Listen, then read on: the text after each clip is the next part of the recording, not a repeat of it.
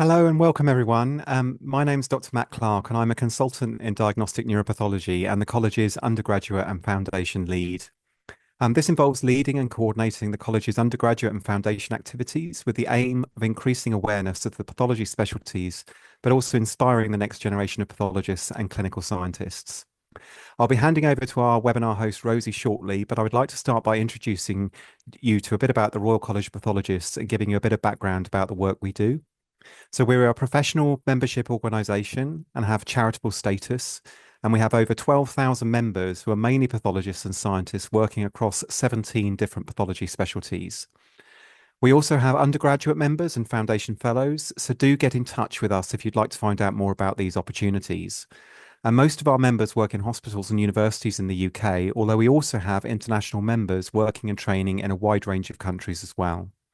We oversee training, exams, and professional standards across the pathology specialties.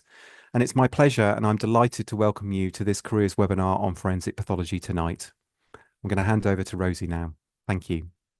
Hello, everyone. My name's Rosie. I'm here to introduce our wonderful speakers for the evening. But first, just a little bit about me. So I'm a fifth year medical student based in Manchester and have been supporting the college in running a series of careers webinars over the past couple of years. And I'm delighted that we have two great speakers tonight who can talk to you about what a career in forensic pathology is like. So our first speaker, Dr. Matthew Lyall, is a consultant in forensic pathology at the Royal Liverpool University Hospital and a Home Office registered forensic pathologist as well. Our second speaker, Dr. Theodore Estrin-Serlui, is a forensic histopathology registrar based in Edinburgh, having started his subspecialty training in August of 2024. Prior to that, he was a histopathology trainee in London for 4 years. Our panel will speak for a little, about 40 minutes, and that will be followed by a Q&A in which they will answer your questions. So please remember to post your questions for them in the Q&A box, and they'll be answered at the end. I'd now like to hand over to Dr. Matt Lyall. Hello, my name's Dr. Lyall. I'm a forensic pathologist, and in particular, as you've just heard, I'm a consultant in forensic pathology, and I work in Liverpool at the Royal Liverpool Hospital. And as well as being a consultant in the NHS Department of Pathology there, because we're only a small part of the overall department of what's called cellular pathology.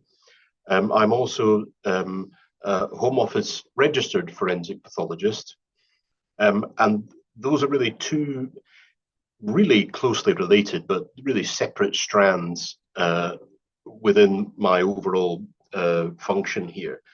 Now, first of all, I suppose we all kind of feel, lots of people think they know about forensic pathology and what it is, but in very, very broad terms, forensic pathology is the application of pathology in an effort to answer legal questions. So really, in my mind, when I think of forensic pathology, I think the emphasis should be on pathology rather than forensic. And I get quite grumpy when people refer to my role as being in forensics, because I don't really know what it means. That just means applied to law of whatever. So the emphasis to me is that I'm a pathologist first and foremost. So there are two bits to my job, and I'll come back to kind of what that is, because the jobs can vary around the country, and my job is a slightly unusual one in some regards. But I thought, how do I come to be doing what I do? And it's something that I occasionally reflect upon with a sense of wonderment, because I've never been organized enough to have a plan. I've always really just seen what's in front of me and kind of gone with that. So I went to medical school, and I did that at Aberdeen University. And when I was there, we got lectures in forensic medicine by a senior lecturer in forensic medicine who was employed by the university. And we got about 10 lectures, and I remember that they were quite interesting, but I don't think any of us who were there ever really entertained it as a serious, career aspiration. It was just, well, we got lectures on how you might try to time death, or what you might do if you were called to court as a doctor, and how you would behave. And we thought it was all very interesting, but thought no more of it.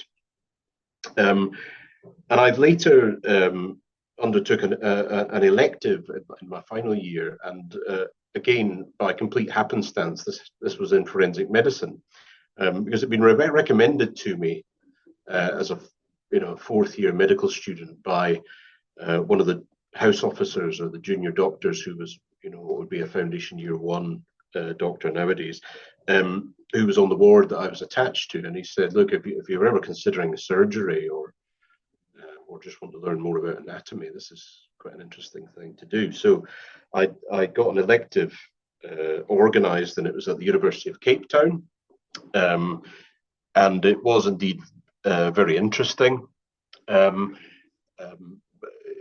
Probably not quite what I was expecting, and certainly Cape Town, and I think it remains that way, it certainly was then, was a place of extreme violence in parts.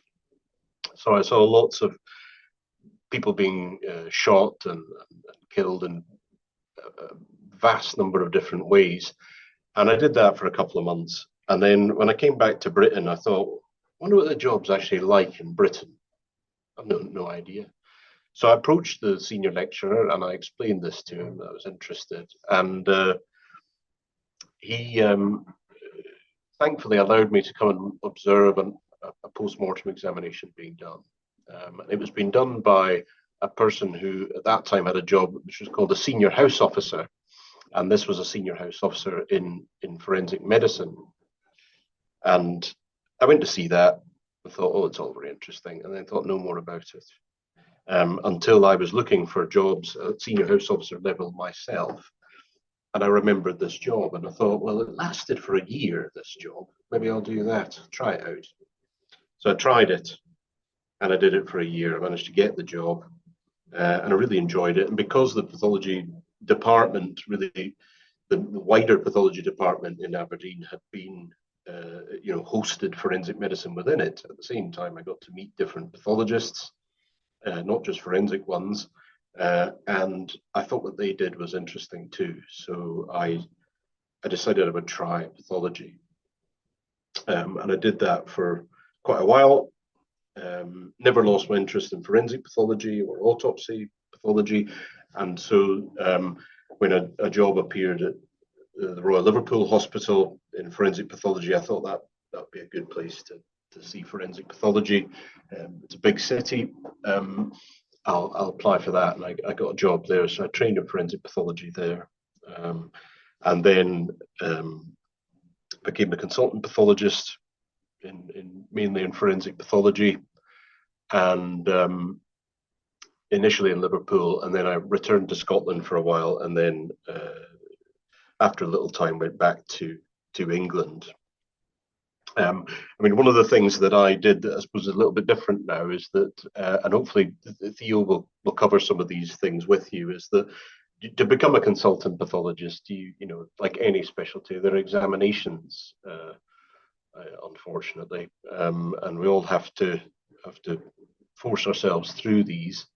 And forensic pathology is no different. So you can actually sit in an FRC pathway in forensic pathology, or you could do what I did, which was to really sit the examinations in histopathology, which is cellular pathology. It's what pathologists do in vast majority of NHS hospitals across the country. And then I subspecialized in forensic pathology, and I did that mainly because I enjoyed histopathology, and I wanted to keep my options open. I didn't know what the job market would be like once I finished training, but I was very lucky, and there were opportunities for me. So I've ended up being a consultant and forensic pathologist, and I'm back in Liverpool. What do I do with my time? Well, the consultant bit of it is primarily a training role. So we're kind of fortunate at the Royal Liverpool that we actually have two registrars in forensic pathology. So they're trainees who have done a period of time in pathology and then have chosen to specialize in forensic pathology, and we have them attached here. And I'm the educational supervisor for those trainees, and I'm assisted by a colleague of mine, Dr Metcalf, who's a clinical supervisor with me, and we work together to try and prepare the registrars as best as possible for their exams and for real life afterwards.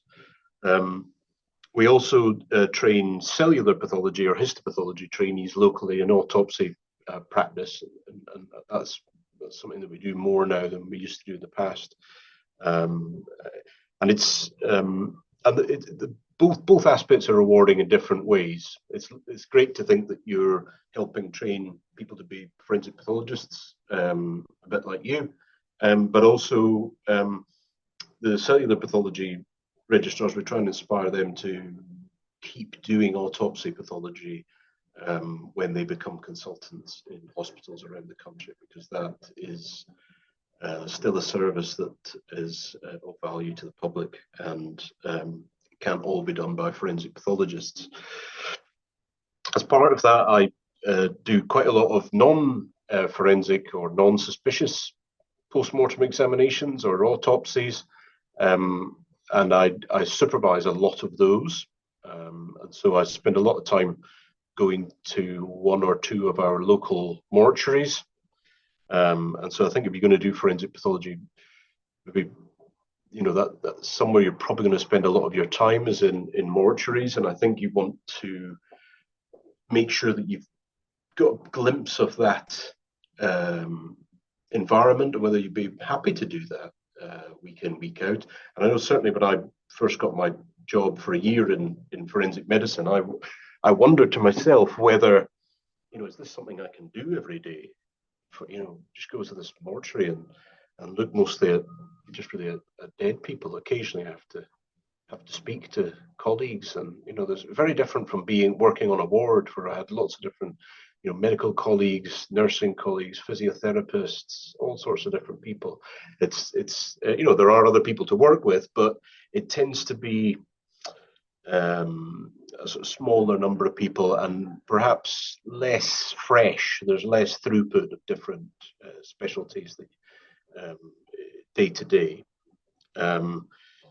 What I also undertake forensic autopsies, and these are autopsies that are done mostly on behalf of different police forces, and usually these are the ones that people think about in forensic pathology. The routine ones or the non-suspicious ones are people who've died suddenly, usually in the community. It's trying to find out for the coroner or the procurator fiscal in Scotland why people have died suddenly. Try to give insight to that to help others with their investigation into this.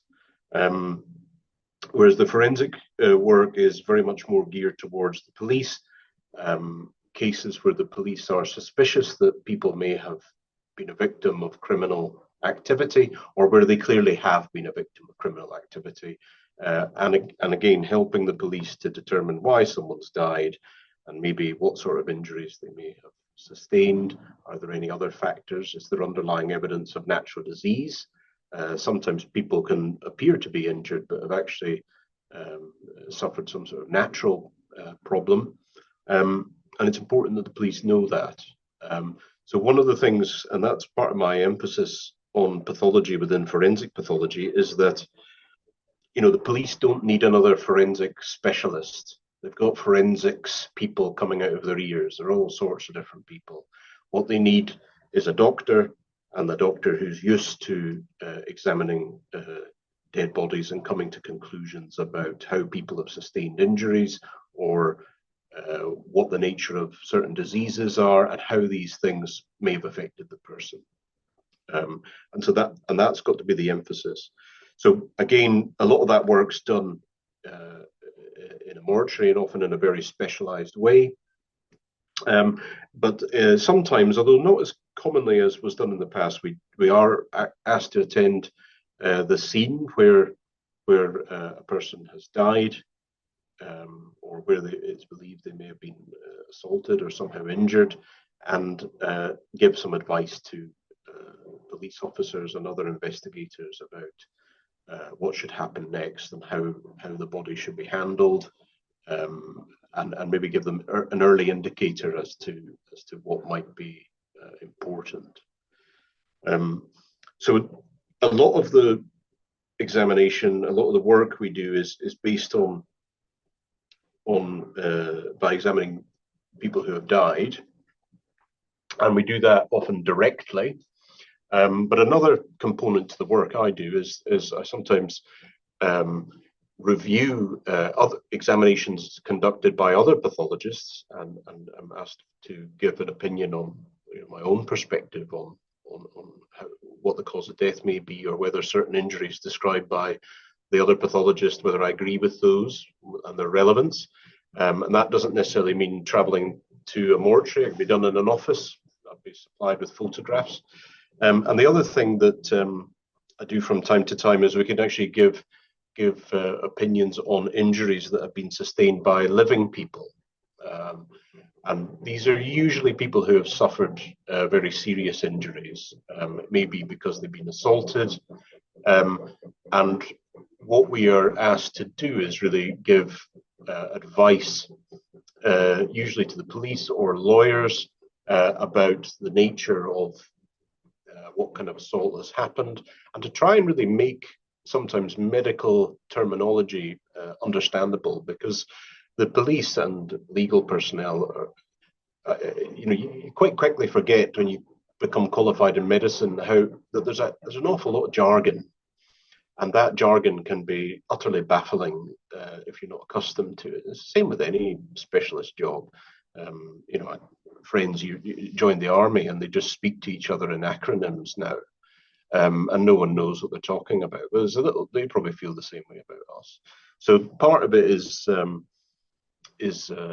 distilling information and presenting it in an understandable way, and giving opinions on what you've seen. And to some extent, that leads me on to one of the key elements, which is attending court. And that's something that I do quite regularly. I was in court here in Liverpool last week, and I'm in court again on Monday. And these are both in murder trials. So the stakes are high. These are really serious activities, and as a forensic pathologist, you can have an important role to play in that. And that can be very rewarding. And it's something that I think can be off-putting. I think you've got to be comfortable with speaking publicly, and also speaking publicly in an environment that may not always be friendly to you. But some people are more naturally gifted in that area than others. But I think everyone can improve by learning and reflecting on their practice, and taking the opportunity to practice where that presents itself. So our registrars, we do what we can to encourage them to attend courts for their own cases that we have helped them with, and we're always available to give advice, when they're preparing to do that. Now, I think I've spoken for probably about 20 minutes. I'm happy in due course to answer any questions, but I don't know if there's anything. Rosie, do you think there's anything in particular that I should be highlighting to people? I feel like you've touched on various different aspects, but if people are happy to put their questions for Matt in the Q&A, and then we'll come back to them at the end, if that's all right. So no, I thought that was very good. Thank you. Great. No. There's only so much I can cover, but with the risk of droning on for hours, I thought I'd just cut it short there. Yeah, no problem. That's fine. Okay, I'll happily pass on to Theo then for his talk. Thank you. Thank you. Hello. So I hope you can all see my screen. As I was delightfully introduced by Rosie, I'm Dr Theodore Estrin-Serlui, but everyone calls me Theo. I'm going to talk about the more training side of forensic pathology and how you get into that. But I'm going to talk about a few other things. I may touch on some topics that Matt Lyall, Dr. Lyall, has already covered a little bit, but maybe from a different perspective. So forensic pathology training. So the things I'm going to touch on are forensic pathology's role in society, which Dr. Lyall's already touched on a little bit, and the day-to-day of a forensic pathology trainee, which in actual fact is pretty much the same as the day-to-day of a consultant, just with less responsibility, because you're effectively, as a forensic pathology trainee, pretty much an apprentice to the consultant, given how interactive and practical a specialty it is. I'm going to talk a bit about my personal journey of how I got into forensic pathology, and I'm going to talk more about the training program and how to get into it with up-to-date figures and stats as well. So Dr. Lyall's touched on this. What is forensic pathology? Well, pathology in general is the study of injury disease. Forensic pertains to courts and law from Latin. So what we're doing as forensic pathologists is determining the cause of death by doing a post-mortem examination of the deceased. I'll refer to post-mortems throughout this talk as either PMs or post-mortems or autopsies, or some older texts will refer to it as a necropsy. I don't think that's a particularly nice term. It sounds pretty haunted, but I guess you might hear it called that sometimes as well. So forensic pathology is a small but very well-known specialty. Obviously, lots of people have heard about forensic pathology in the popular sphere. There's only about 60 consultants that work across the whole of the UK. So that's less than 1 per million people in the UK. And it's a very small training specialty as well, as a subspecialty of histopathology. So there's only 10 current registrars as trainees across the whole of the UK as well, of which I am one in Edinburgh. And I'm glad that this next bit, I kind of echo Dr. Lyall's point that he made so clearly in his talk. In the UK, we are pathologists first and medical legal doctors, or forensic doctors second, which is different to a lot of countries in the world, actually. In some countries, there are forensic medicine doctors who mainly deal with evaluating living patients for their injuries or how it could pertain to courts and law. And they also perform autopsies, but they won't carry out any of the pathology related to that autopsy or understand or give an opinion on the tissue diagnosis necessarily. Forensic medicine in the UK is its own subspecialty of medicine, and normally a lot of GPs or internal medical doctors end up going into forensic medicine, and you need MRCP, so membership of the Royal College of Physicians, to do that. In some other countries, for example, like in the US, the forensic pathologist is also kind of a medical legal death investigator. So as well as trying to do an autopsy to work out the cause of death, they will also adjudicate on the manner of death. So not only will they say and describe the pathophysiology of how that person died and what they died of, but they will talk about the circumstances in which they died and attribute it to various manners of death, like homicide, suicide, accident, misadventure, etc. And to my knowledge, it's only in the UK, which has quite a unique system, whereby there's a significant distinction in the practice between routine medical legal autopsy pathologists and forensic pathologists. Where in the UK, forensic pathology is a subspecialty of general histopathology, which allows us as forensic pathologists to perform the suspicious postmortems that are required by the law in investigating potentially suspicious deaths in which third-party involvement happened. Whereas normal histopathologists can carry out just most general, routine, non-suspicious medical legal postmortems. That's not to say that we as forensic pathologists, we can also carry out those routine postmortems as well. But in a lot of countries, a forensic pathologist is effectively just an autopsy pathologist. So this distinction is quite unique to the UK. It may exist in some other countries as well, but to my knowledge, it's unique to the UK, maybe some Commonwealth countries too. So what postmortems happen in the UK? So the vast majority of postmortems in the UK are routine medical legal postmortems. So these are where someone has died and a medical practitioner is unable to give a cause of death or sign a death certificate. And the reasons for that are either because the death is unnatural in some way or that they just don't know. And then that death would have to be referred to the lead death investigating authority, which in England and Wales and in Northern Ireland is a coroner, and in Scotland it's a procurator fiscal. And they fulfill a fairly similar role, but there are some unique differences. Now, the forensic postmortems, which are instructed by the coroner, but also on the bequest of police like forces in the local regions, they're requested in very few cases. So only about 3% of all postmortems in the country are done in this sort of forensic fashion by a forensic pathologist. And then a very, very small number of postmortems still occur that are consented hospital postmortems. This is very rare. They used to be way more common decades ago, but these are generally done by sort of standard autopsy pathologists, histopathologists in the UK, so hospital pathologists. And these are consented, that the consent for the postmortem is given by the next of kin. It's not instructed by a death investigating authority in any way. And they're normally performed to just learn more about the cause of death. So the cause of death is already known, but the clinicians or the family just want to learn more about it for academic reasons or for teaching, training, or maybe research reasons. So I've got some stats for you. So in 2024, in England and Wales only, there were about 560,000 deaths. And of those, 30% or so were referred to a coroner. And of those that were referred to a coroner, about half end up actually getting a post-mortem instructed.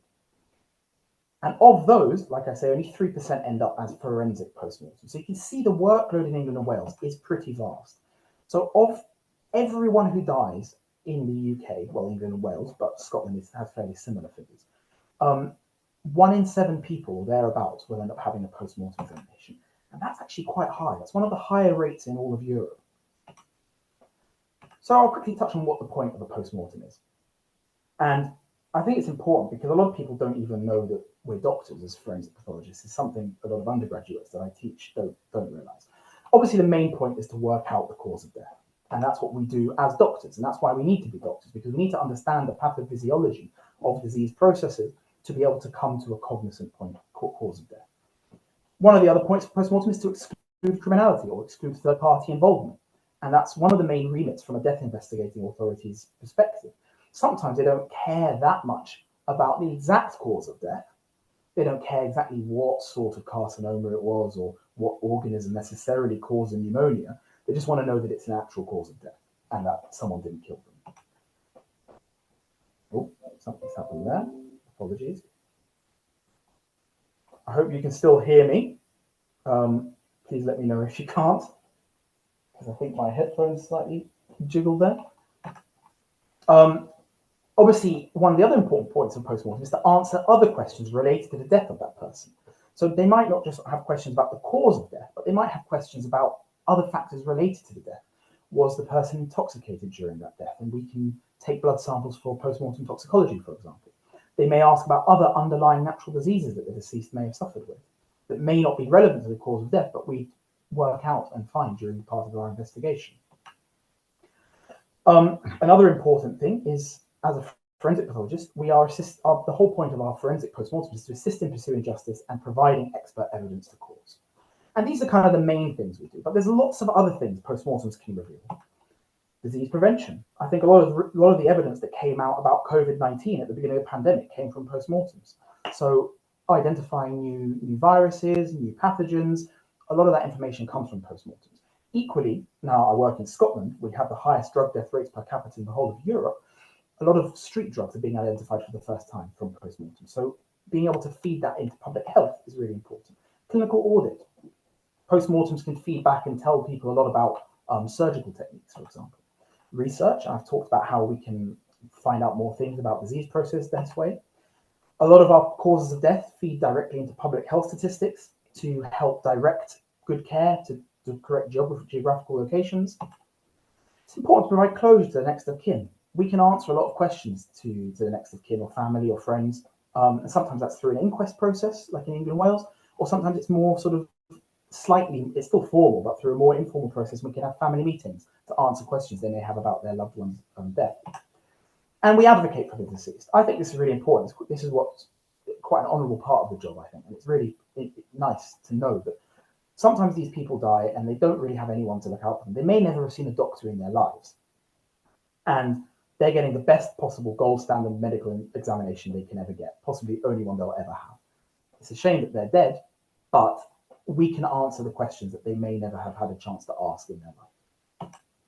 So Dr. Lyall's already touched where, as a forensic pathologist, where do we normally work? Well, an office, but also we spend a lot of time in mortuaries. These are pictures of 2 mortuaries I've worked in. A lot of them are in NHS hospitals, but many are also public or council or police run. So how does a postmortem take place? The point of this lecture isn't to tell you exactly how postmortem, what the pathophysiology of different causes of death, but briefly, it's almost, this is where being a doctor comes in, because we read the notes, we read the history, almost like taking a clinical examination and seeing a patient for the first time in anything. So we read the history first, get the history, we make sure it's the right patient, then we do the actual examination. So that involves removing the organs and then dissecting the organs on a bench to look for any disease processes. And then if we need to, we do ancillary studies. Now, more and more commonly in some parts of England and Wales, and then I was going to say that leads to our final report, which we write up, but more and more commonly in England and Wales, we are starting to have some more modern techniques where we can adjunct our post-mortem process with CT scanning of the body after death. And then after the CT scan, sometimes in some cases that may or may not be enough to give a cause of death, but in others it still may need to proceed to a standard sort of invasive autopsy. So what is the day-to-day of a forensic pathologist? Dr. Lyall touched on this, and like I say, day-to-day of a forensic pathology trainee is pretty much the same as the day-to-day of a forensic pathology consultant. We're just paid less and have less responsibility. So it's mainly autopsies. So we do a lot of autopsies, and then we review the histology and the ancillary studies that we send off from those autopsies, like the toxicology, look at the histology and the microscopy, maybe we take biochemistry or microbiology. We write up our reports. We attend court with our consultants when they need to be called to court. We occasionally go to scenes of crimes to see the deceased in situ. We don't do this as trainees, to be fair, but independent review of other cases, and Dr. Lyall touched on this. We get involved in MDTs, so we also get involved with medical specialists that deal with the living as well, to feed back with them. So I get involved with trauma meetings, for example, cardiology meetings. And, a lot of their patients they may attend to, for example, in pre-hospital care with telemedicine, for example, their patients may not survive, but they might want to learn what they could have done differently, or was anything that they did, could they have prevented a death in some way? And they generally have an interest in the sort of holistic care of their patient. Get involved a lot in teaching. Obviously, autopsies are a great way to learn just about anatomy and the human body in general. And even if you want to be a surgeon or a GP, we're all the same. And research as well. So there's a lot of research to be done in the field of forensic pathology. And although there's this possibly wrong conjecture that forensic pathologists, we don't really like to talk to people, we actually are probably one of the most, in my opinion, one of the more interactive medical specialties. Although we don't talk to the patient directly because they're dead, we get involved and talk to all sorts of allied specialists. So we talk to lawyers and judiciary members, we talk to the police, we talk to our mortuary technicians, biomedical scientists, the next of kin in family meetings. We talk to lay people quite a lot, so that could be the next of kin, but also we're speaking to juries when giving evidence in high court. We talk to other medical professionals, including other forensic pathologists or pathologists, and all the other forensic specialists under the radar. Oh, my emojis have come up slightly weird here. That's meant to be a fly to represent entomology, but you can see there's all sorts of other forensic specialists that we interact with. And we have to kind of code switch, and that's why we have to be very communicative, because the way we speak to a lawyer will be very different to the way we speak to another medical professional or to the deceased next of kin, for example. So it is actually a surprisingly communicative specialty. I want to talk a bit about my journey. Obviously, you heard how Dr. Lyall got into the specialty. I want to say maybe a little bit younger than Dr. Lyall, so I've come into the training scheme a little bit later and more recently. So I graduated med school in 2016. And when I was a kid, I probably watched too many American crime dramas, and probably at medical school too. Extra points if you know where these are all from. Miami Vice, Law and Order, and The Wire. And this may have influenced my decision to think about forensic pathology as a specialty. And that's not to say that our job is anything like this at all. It's not in any way. But I'd like to say there is a little bit of that there. So my day job does give me a little bit of satisfaction in sort of detective mystery solving in a mystery solving way. But I didn't really consider forensic pathology because a lot of med schools in the UK don't really give you any exposure. But I chose to do an elective in Vancouver in forensic pathology, and I found it really fascinating. But then it kind of fell out of my mind when I went into my foundation years in South London, got really busy, And I got really interested in intensive care and anaesthetics. So I initially tried to go down and train to be an anaesthetist. So I did 2 additional years in F3 and F4, trying to focus my portfolio and become an anaesthetist and intensivist. But as I'm sure many foundation doctors are finding, or clinical fellows or junior doctors, it's becoming increasingly difficult to get into training in various specialties. I didn't get into anaesthetics training first time round, and it forced me to reevaluate. Then the COVID pandemic happened, and that kind of made me a bit tired of working in ITU. It was pretty miserable time for everyone involved. So I applied for histopathology training, and luckily I got in. So I started my histopathology training in London in 2020, sort of just after the first wave of the COVID-19 pandemic. And I knew that I only wanted to go into histopathology training to get into forensic pathology. And that's to say that the only way to train in forensic pathology in this country is to start off as a histopathology trainer, so general pathology. But I focused my training in histopathology myself around postmortems and to get as much exposure as possible. And I did a little bit of research and joined the British Association of Forensic Medicine and tried to get as much autopsy exposure as possible to tailor my application to forensic pathology. Just to say that forensic pathology training is quite niche. I said earlier that there's only 10 trainees in the whole country, and there's only 6 training centres at the moment in the whole country. And here they are. So I'm here, Dr. Lyall's here, and there's a few others dotted around. But what it does mean is that training doesn't come up super regularly. A training spot really opens up when one of the trainees CCT, so they complete their training. So it doesn't happen at standard times of the year. It can sort of open, the training spots can open haphazardly. So you just need to keep an eye out and keep in touch with people. So this is kind of the training path. I've copied this from a previous lecture that I've given about histopathology training. But I gathered most of you watching this are kind of around here or here at the moment. Maybe some of you are histopathology trained, or maybe some of you are out here and just interested in forensic pathology. I naively, when I finished medical school, thought, I finished medical school, I'll become a doctor, that's great, and then I just become a consultant. There's a lot of other things that happen in that process, and I think if I was smarter about it and I knew what I wanted to do early on, I could have tailored my portfolio more astutely in this time period to make this process easier. But like I said, to get into forensic pathology, you need to first get into histopathology training after F2. That might need a year out to get someone to boost up that portfolio. I need to do an interview and an application to get into that. Then after you pass your part 1 exam in general histopathology and doing 2.5 years, so 2.5 years of general histopathology and passing the part 1, you are then allowed to apply to the subspecialties of histopathology, which include forensic pathology, but also diagnostic neuropathology and pediatric and perinatal pathology. During this time, there are lots of specialist diplomas you can do or other courses to help with that application and just help with your general knowledge. And there are specialist FRC Path Part 2 exams for each of the subspecialties. Then once you pass those, you can then apply and become a consultant in that specialty after you complete your training. And this is the scary slide. So this is the slide that I put in just because I want to be real about the situation. So I applied for training at this point in time when the competition ratio is about 2.69 applicants to histopathology for every one job. But as you can see, the most recent data has come out and it's ballooned up. So I want everyone attending to just be aware of the situation, know that, don't make the mistakes I did, and go into it knowing that there's things you can do to help yourself and give yourself the best chance to get into histopathology, but then also forensic pathology. Because forensic pathology equally, you have to reapply after your 2.5 years, and it's equally competitive. But the forensic pathology figures, because it's such a niche specialty, they don't publish the competition ratios for forensic pathology. There's not enough people applying for it each year. So this is the scoring system for histopathology. So I'm just going to talk about this briefly.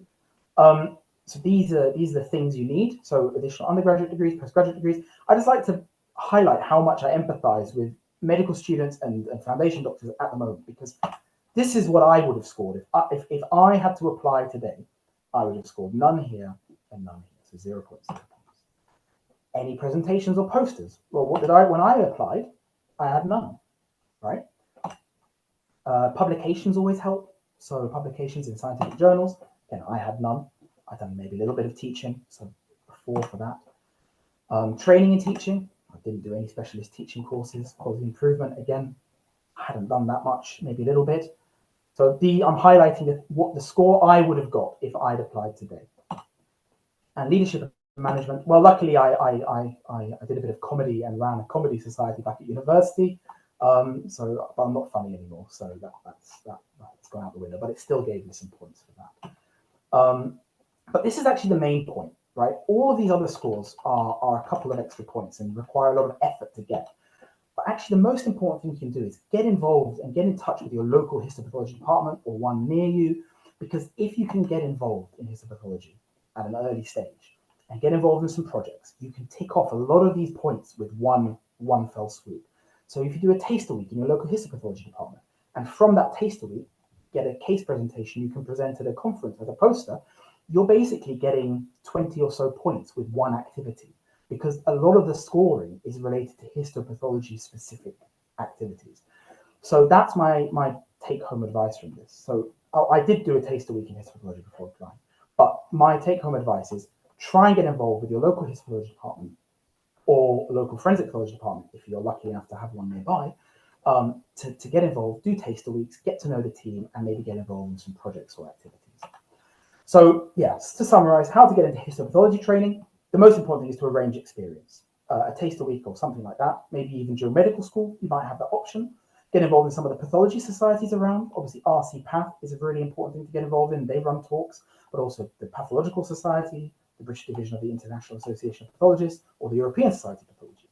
The British Association of Forensic Medicine is kind of more geared to forensic pathology, but getting involved in that is equally good. And it's really good if you can get even a small project going, or get involved in a little project and get it presented as a poster or in a local meeting, and then that'll get you some of those needed points to even get the interview. So yeah, if you get a histopath or autopsy path related project going, you hit two birds with one stone. I know I'm running out of time here. I just want to say forensic pathology as a subspecialty of histopathology, the competition ratios aren't published. I know it's quite competitive, but they don't publish the ratios because only 1 or 2 jobs open per year, maybe some years none. Try and arrange electives in specific forensic pathology departments. BAFM is probably the best thing I did to join, because they meet twice a year and you get to meet the actual forensic pathologists in the flesh, and learn a lot about the specialty, and try and target your projects towards getting autopsy related projects going. There are extra qualifications you can do. I did the CHAT exam, which is part of your general histopathology training. You can do that as an optional autopsy exam. There's also the Diploma in Forensic Medical Sciences or the Diploma in Forensic Human Identification, and various universities run those in London and Scotland, but most of it's online, I think. Again, these aren't absolutely necessary, but they're all just little things that exist to help. And consider establishing links to the known forensic pathology centres. I didn't know at the time of applying to histopathology, again, in my naivete, that London as a city didn't have a forensic pathology department. So it was harder for me to establish those links. Whereas, the map I showed you earlier, if you are thinking about forensic pathology, maybe consider applying to histopathology and going to one of these centres, because you will be closer to the forensic pathologists. So those are my tidbits. I hope that's been helpful to you all, and I'm happy to answer any questions. Thank you very much. Okay, thank you for that talk. That was brilliant. There are quite a few questions already in the Q&A, so if Matt and Theo are happy for me to just start reading some of them out to answer if possible. So you covered quite a few of the questions about building that application to histopathology, which is brilliant. But there's quite a few questions from people doing bioscience degrees. Do you know of a way that they can get into working around forensic pathology or in forensic pathology with that kind of degree? I'm happy to say that, if you want to become a forensic pathologist, the only route is to become a doctor. So you could go into a graduate medical degree course and then go down the normal route of foundation program and histopathology training and forensic pathology training. But there are alternative forensic careers, as I've highlighted and Dr. Lyall highlighted. You can become a forensic toxicologist or a forensic chemist or a forensic biologist and still be involved in the death investigation process, but not as a forensic pathologist, or through a biomedical science degree, I'm pretty sure, or do masters in various of those subjects. Okay, thank you. Anything to add to that, Matt? No, I mean, just reinforce it's a medical specialty, and I think it has to be, and that there are other things you can do. I mean, even I think some of the crime scene investigators at our local police force had a background in biomedical science, but have then. I mean, these people are police employees, so they're not police officers, but they're employed by the police. So they they have their own kind of program of progression, and it's a different specialty. I meet them quite a lot, but they spend time going to different scenes of crime, ranging from extremely serious homicides or sexual assaults to someone's broken into my shed and that sort of thing. So I think it's still a very varied job, and most of them seem really happy doing it. So I think it's very interesting, but it's our stuff is very much a medical one. So you'd have to study medicine. Okay, thank you for that. There's also a couple of questions on the theme of how often do applications come up in forensic pathology specifically, and should students be prepared to move for those jobs? Well, I guess it's yeah, go for it. Yeah, if it's more directed towards training. I mean, like I said, because it's such a niche specialty and there's only 10 trainees in the whole country, the jobs only open up once a year maybe, and they don't open up at regular times. So I think the best way to follow this is when you get that involvement with local forensic pathology departments, you can kind of find out when a job is about to open up, because you know someone is about to finish their training. In terms of moving geographically for the training, I mean, I had to do that. I'm from London originally and trained in histopathology in London, and I moved up to Edinburgh because the job was open there. I actually applied to the Liverpool job where Dr Lyall works the year before and didn't get it, so you can see how competitive the situation is. So so it may take 1 or 2 attempts, but if you want to get the job, you will eventually find your space, I think. Yeah, I think persistent. I mean, similarly, I'm a Scottish person. I quite like living in Scotland, but you've got to decide what's important to you, and that's the thing. And there's very few lucky people that get everything their own way. Most people don't. And if I could have walked into a training post in forensic pathology in Scotland, I'd have been delighted, but that was not an option at that time. And the first one that came up that I was really keen on was in Liverpool, and I was just really lucky that I got it. Otherwise, I'd have just had to try again. But by that time I was committed, so I'd have gone wherever the job was. And that's as someone who kind of gives out some of these jobs as part of a committee, that's something, that level of commitment is something that I would hope that we would get from candidates, because it is a small specialty. So you can't necessarily, you can't live in Truro and expect to find a job there. There ain't one. You're going to have to move. You may get to go back to Truro someday, but you've got to go. And I suppose that's something to consider if you were trying to decide between forensic pathology and histopathology. So you might choose to do histopathology, and you could choose to be an active autopsy pathologist, and there will be much more geographical variety open to you there across the country, because there's lots of different hospitals. You can work in them. But forensic pathology, it's like deciding, I want to be a general practitioner, or I want to be a clinical neurophysiologist. If you can only be a clinical neurophysiologist, you got to go where the jobs are, and that may not be exactly where you would choose to be. But I think most places are nice places to be in them. So you just, you just got to decide what's a priority for you. Yeah. Okay. Thank you. And sticking with you, Matt, if that's okay, there's a few people asking about traveling as a consultant, whether you stick to one area or if you kind of branch out. In terms of geography, wandering around the place. Yes. Yes. I mean, I'm reasonably fortunate in that quite a lot of our work that we do comes into the Royal Liverpool Hospital, so we're very lucky there. But you know, as I say, it was in court last week in Liverpool. I'm in court on Monday in Birmingham, and then I'm doing an autopsy on Tuesday in Blackpool, and then I was asked to do another one in Lancaster. So you know, the following day. So there can be a bit of movement required, particularly in England. If you work in Scotland or Northern Ireland in particular, these places are much more centralised, and people tend to have a base mortuary and a base department. But certainly in England, we're probably better off than quite a few places. You know, like the pathologists in London spend a lot of time traveling to different mortuaries, and there's not a lot they can do about that.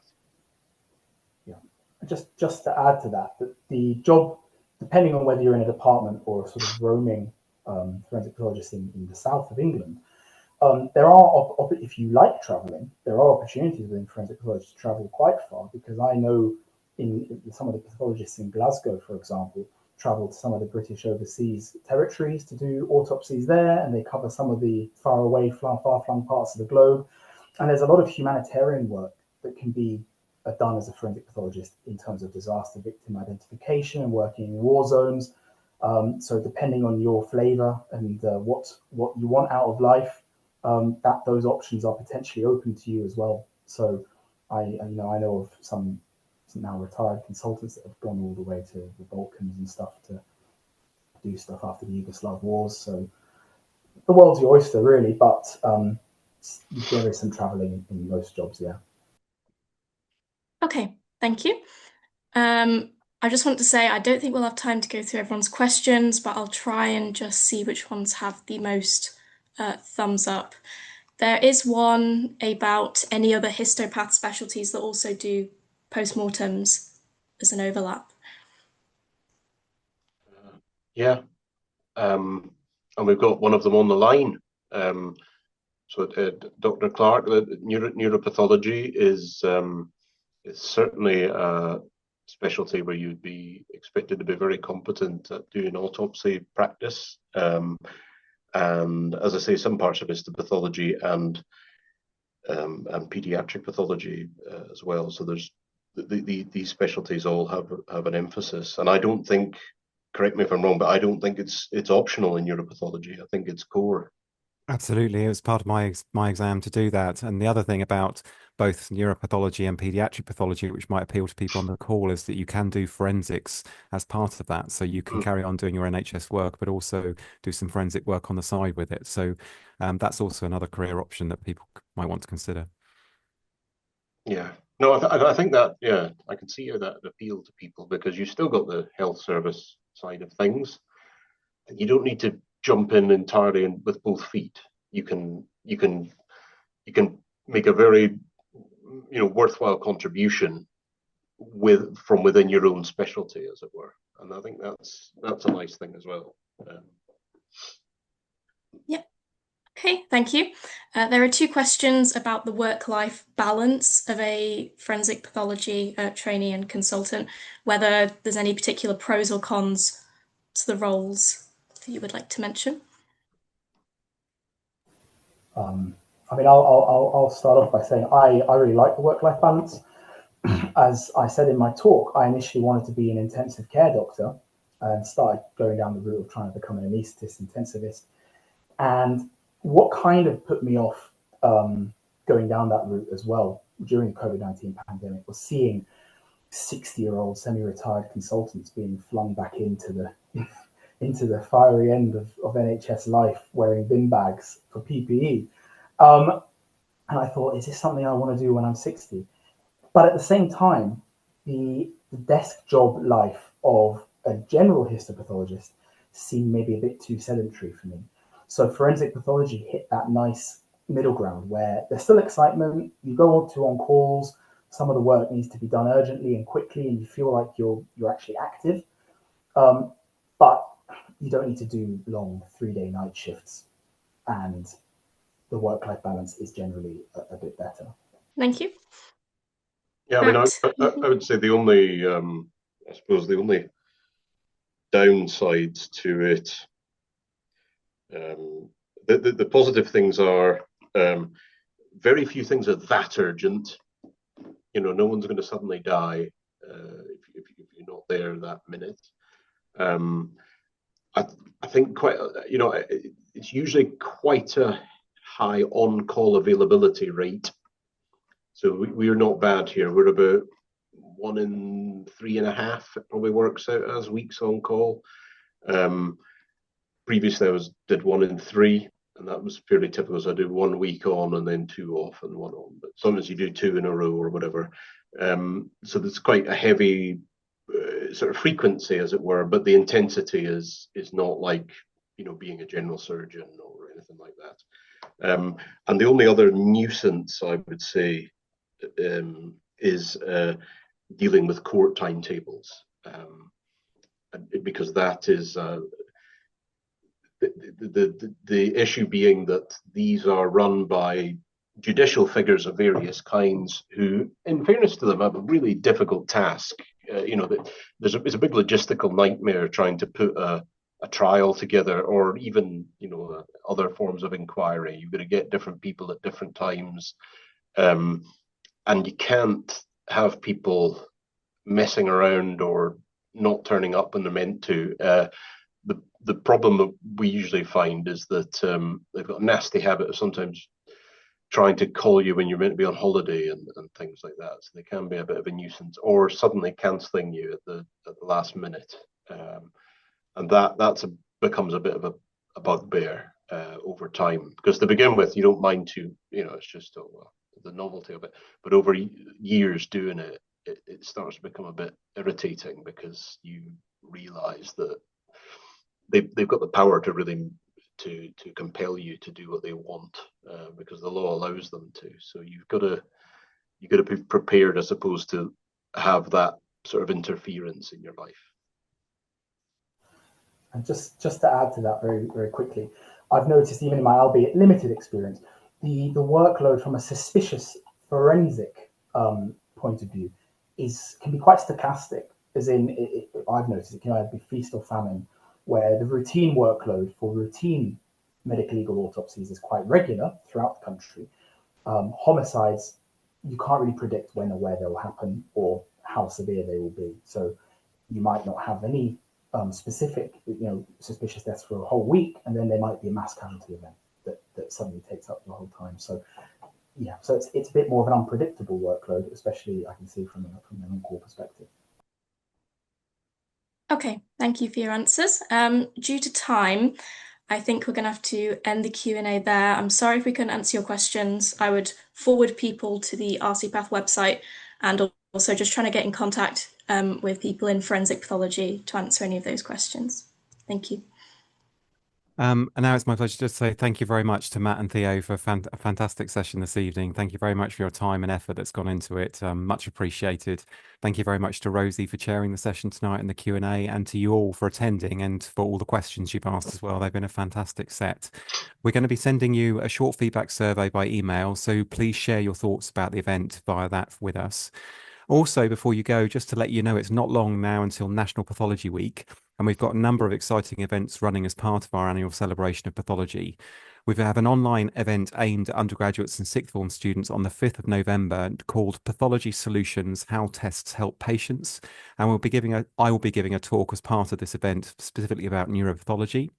The following week, I'm also giving following evening, I'm also giving a webinar on mystery cases in neuropathology, and I'll talk you through a range of interesting and mysterious cases that we've come across clinically, where the diagnosis has been quite a challenge.